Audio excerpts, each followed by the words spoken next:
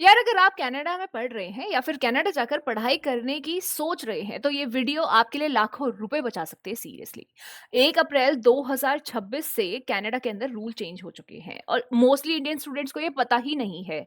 हम बात कर रहे हैं को ऑप वर्क परमिट की, जो कि अब खत्म हो चुका है, फिनिश हो चुका है। मतलब आप लोगों को अब एक्स्ट्रा हजारों में डॉलर्स पे करने की या फिर कोई झंझट पालने की अब जरूरत ही नहीं है। सिंगल स्टडी वर्क परमिट से ही आपका काम चल सकता है। रुकिएगा मत, वीडियो को एंड तक जरूर देखिएगा। ये वीडियो आप लोगों का कनाडा का फ्यूचर चेंज कर सकती है। तो वीडियो को आखिर तक समझकर जरूर जाइएगा और कमेंट में बताइएगा कि आपको ये वीडियो कैसी लगी। चलिए शुरुआत करते हैं। नमस्ते दोस्तों, मैं हूं राधिका और अगर तुम कनाडा के इमिग्रेशन स्टूडेंट लाइफ के बारे में ऑथेंटिक अपडेट्स चाहते हो तो इस चैनल को सब्सक्राइब कर सकते हो। तो बात करते हैं कनाडा के नए रूल जो कि आईआरसीसी इमिग्रेशन रिव्यू की एंड सिटीजनशिप कनाडा ने 1 अप्रैल 2026 को अनाउंस किए हैं। पहले समझ लेते हैं कि पुरानी प्रॉब्लम्स क्या थी। कनाडा में जो स्टूडेंट्स को ऑफ इंटर्नशिप या प्रैक्टिकम की बात करते हैं, उन्हें दो दो अलग यहाँ पे परमिट्स लेने पड़ते थे, एक स्टडी और एक अलग कॉप वर्क परमिट। मतलब double application, double fees, double tension. समझे? अब नए रूल्स आ गए हैं। पोस्ट सेकेंडरी इंटरनेशनल स्टूडेंट्स को कोऑप वर्क परमिट की जरूरत नहीं है। कुछ इसकी कंडीशंस रहेंगी। 3 सिंपल चीजें हैं। शुरुआत करते हैं। पहली, तुम्हारे पास वैलिड वर्क परमिट हो जिसके अंदर ऑन कैंपस कंडीशंस हो। दूसरी, वो प्लेसमेंट तुम्हारे प्रोग्राम का रिक्वायर्ड पार्ट हो। तीसरी, प्लेसमेंट तुम्हारे पूरे प्रोग्राम का 50% या उससे कम हो। और एक और इम्पॉर्टेंट बात, ये रूल सिर्फ पोस्ट सेकेंडरी स्टूडेंट्स के लिए है। मतलब कॉलेज और यूनिवर्सिटीज वाले, यानी हायर सेकेंडरीज, सेकेंडरी स्कूल, ये सभी को अभी भी कॉप वर्क परमिट चाहिए होगी। और अगर तुमने पहले से ही इसको अप्लाई कर रखा है तो तुम अपनी एप्लीकेशन विड्रॉ करवा सकते हो। आईआरसीसी खुद भी कुछ एप्लीकेशंस को विड्रॉ कर सकता है। मतलब वो फीस या तुम्हारा टाइम जो है वो बच जाएगा। तो फ्यूचर के लिए वो टाइम तुम्हारा सेव हो गया है। अब बात करते हैं नई नेक्स्ट अपकमिंग प्रपोजल्स की। लेकिन दोस्तों, ये सारी चीजें अभी कनाडा गवर्नमेंट इसके अलावा भी चीजों के ऊपर डिस्कशन कर रही है, कंसल्टेशन फेजेस में है। मतलब अभी इंप्लीमेंट कुछ नहीं हुआ है लेकिन होने वाला है। क्या क्या आने वाला है, सुनना जरा ध्यान से। पहला, अगर तुमने स्टडी परमिट एक्सटेंशन के लिए अप्लाई किया हुआ है और डिसीजन पेंडिंग है तो तुम बिना किसी अलग परमिट के काम कर सकते हो।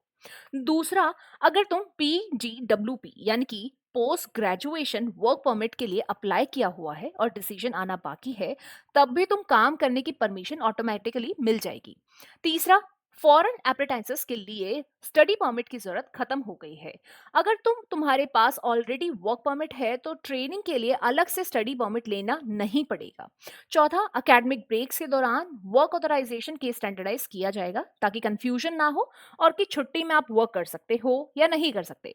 ये सब 2026 के स्प्रिंग में प्रोवियांस टेरिटरीज और एजुकेशन स्टेक होल्डर्स के साथ कंसल्ट होगा। टाइमलाइन अभी कंफर्म नहीं की गई है लेकिन सिग्नल्स बहुत ज्यादा स्ट्रॉन्ग हैं। और एक और सबसे बड़ी इंपॉर्टेंट चीज, एक बहुत इंपॉर्टेंट जो इंडियन ग्रेजुएट्स के लिए बहुत इफेक्ट करती है, वो है पीजीडब्ल्यूपी गैप। प्रोग्राम खत्म होते ही पीजीडब्ल्यूपी अप्लाई करते हो लेकिन अप्रूवल में टाइम लगता है। और उस बीच में क्या करें तो कंफ्यूजन रहती है, काम करें या नहीं करें। करंट रूल ये है कि अगर तुमने प्रोग्राम कंप्लीट किया है, स्टडीज के दौरान ऑफ कैंपस वर्क की एलिजिबिलिटी थी और स्टडी परमिट एक्सपायर होने से पहले अप्लाई किया, तो तुम फुल टाइम काम कर सकते हो, मतलब पीजीडब्ल्यूपी डिसीजन आने तक। अब कुछ नए प्रपोजल्स के बाद ये और भी क्लियर और ऑफिशियल हो जाएगा। No more confusion anymore. सीधा अब काम करो। लेकिन दोस्तों, एक ऑनेस्ट और रियलिटी चेक देना भी बहुत जरूरी है। कनाडा भी अपने टेम्पररी रेजिडेंट पॉपुलेशन को घटा रहा है। जनवरी 2026 के अंदर ये लगभग न्यू अराइवल्स 28% से गिर गए as compare to the January 2025। Student arrivals की अगर हम बात करें, वो लगभग 37% की गिरावट देखी और 11,000 से वो 7,000 तक हो गए। और वर्क अराइवल्स भी 20% नीचे चले गए।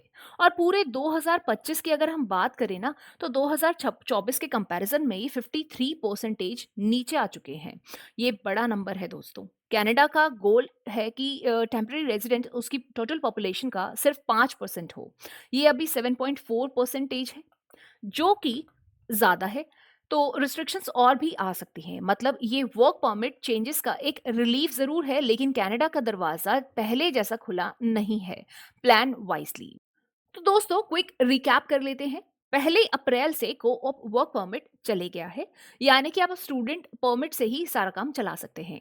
जो आने वाला है वो है PGWP applicants, study permit extension वाले और एप्रेंटिस के लिए अभी भी रिलैक्सेशन है। रियलिटी कनाडा एंट्रीज घट रही हैं, तो स्मार्ट प्लानिंग करना। अगर तुम्हारा कोई भी क्वेश्चन है कनाडा स्टूडेंट वीजा, पीडब्ल्यूजीपी और या फिर कोई भी अदर वर्क परमिट के बारे में, तो कमेंट सेक्शन में लिख दो, मैं पर्सनली रिप्लाई करूंगी। वीडियो अगर पसंद आई हो तो लाइक कीजिएगा दोस्तों, शेयर कीजिएगा।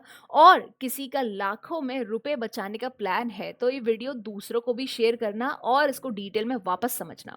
सब्सक्राइब करके जरूर जाना, क्योंकि कनाडा इमिग्रेशन में हर हफ्ते कुछ ना कुछ चीजें बदलती रहती है और मैं चाहती हूं कि हमेशा एक स्टेप तुम लोग आगे रहो।